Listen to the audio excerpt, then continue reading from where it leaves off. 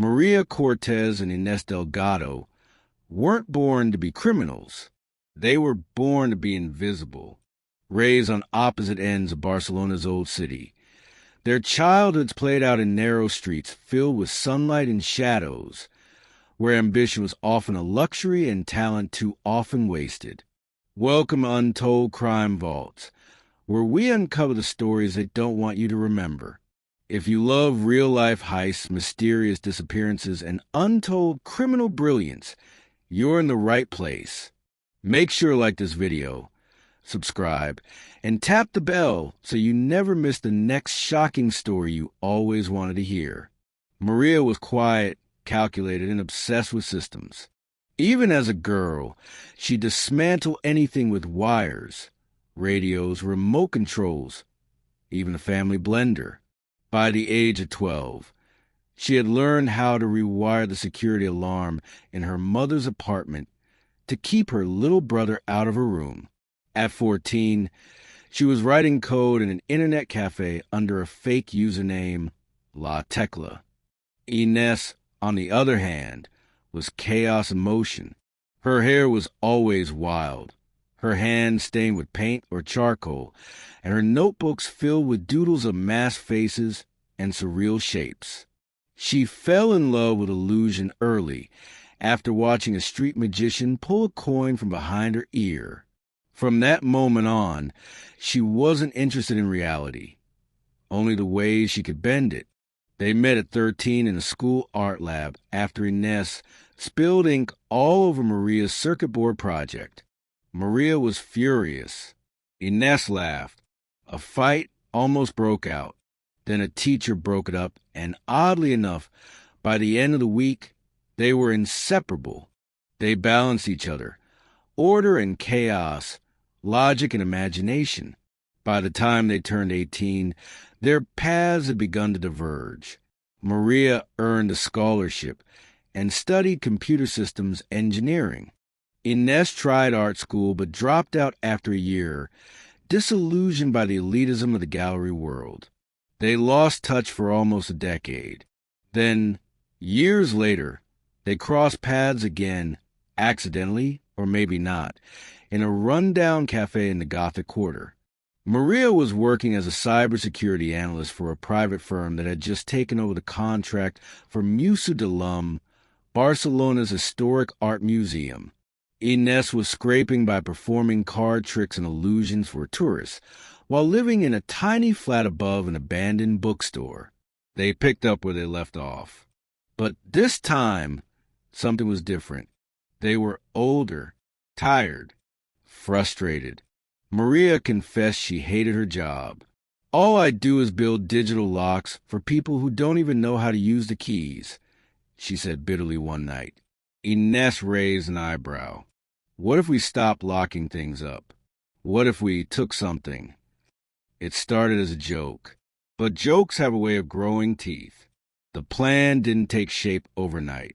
It unfolded over months, long nights filled with wine, blueprints, schematics, and the slow burn of possibilities. Inés would pace around Maria's tiny kitchen, sketching on napkins while Maria typed lines of code between sips of cheap coffee. The target, for lesser-known 17th century paintings from a Museu de l'Homme's East Wing, collectively worth around 20 million euros, roughly $22 million in international value. Not the crown jewels of the collection, but valuable enough to disappear with meaning, and crucially, poorly protected. Maria had access to the museum's digital schematics through her firm.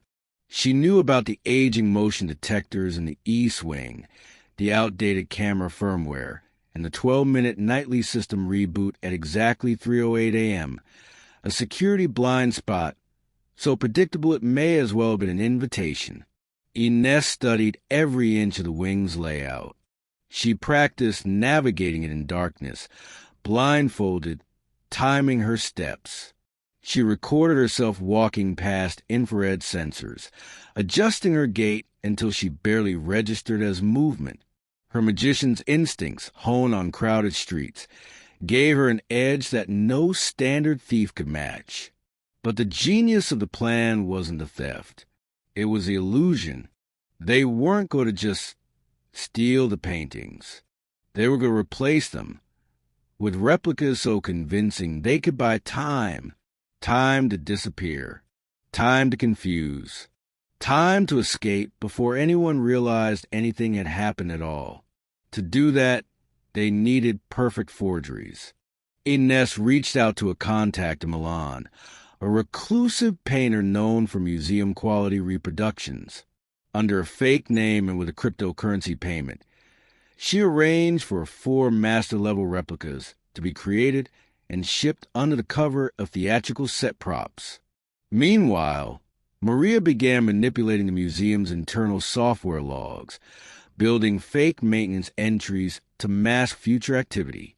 She adjusted camera update reports, planted fake backups, and rerouted alert protocols, so that on the night of the heist, the system would be blind and deaf. They called it La Noche Silenciosa, the silent night. The day before the heist, Maria stood inside the East Wing, staring at the original paintings. She felt something unexpected, not guilt, but fear. Not fear of getting caught, but fear of what came after. She wasn't a thief. Not yet. That night, they made their final preparations in a rented apartment across town. Ines laid out the disguises, janitorial uniforms stitched with museum logos. Maria triple-checked the black box signal jammer that would scramble the cameras for exactly 7 minutes. Neither of them slept.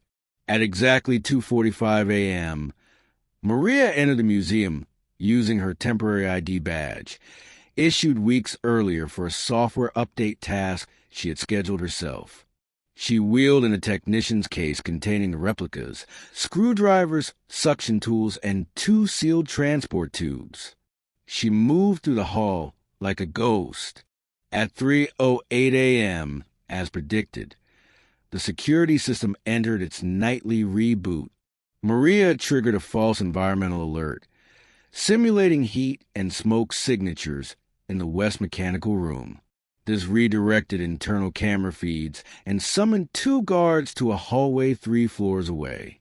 At that same moment, Ines entered through a rear service door that Maria had remotely unlocked, dressed as a night janitor.